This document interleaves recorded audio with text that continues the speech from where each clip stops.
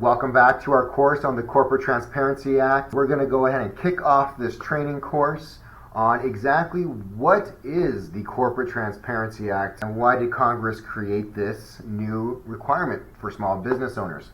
Well, I want to say welcome to America's new, and I'm going to say actually the first federal registry for small business owners. Basically what this law does is it requires many, I would say even the majority of U.S. small companies to report information to the federal government on the beneficial owners of that company, with the idea of that this is supposed to help curb any illicit financing or terrorism activities. This bill was initially passed in 2021 with the idea of curbing illicit finance.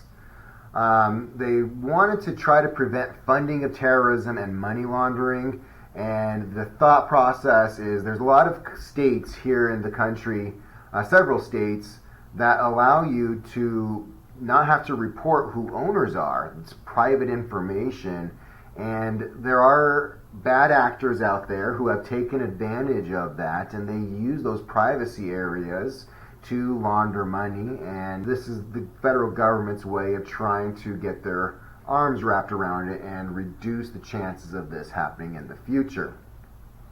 Like I said, it does require many U.S. companies to report their beneficial ownership to the federal government. Who you have to report are the beneficial owners and the company applicant, which we'll get into in subsequent videos here. It is estimated that there will be 32.6 million businesses here in the United States that will be required to report within the first year in 2024.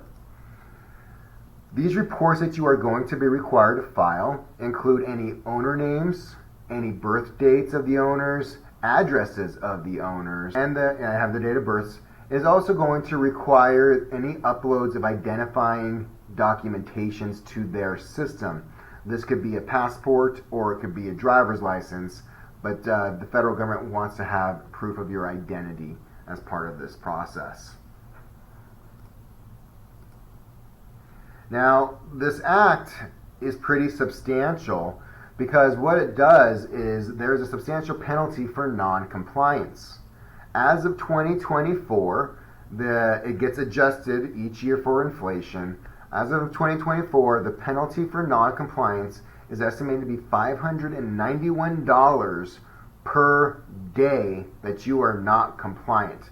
There is no cap on those fees. So if we take the 2024 number, we multiply that out by 365, you are looking at potentially up to $215,000 a year in penalties if you do not get compliant.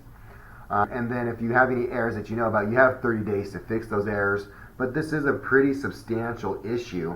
In addition to those civil penalties, if it is determined that you were willfully violating the Corporate Transparency Act, they can sentence you to criminal penalties up to 2 years in jail.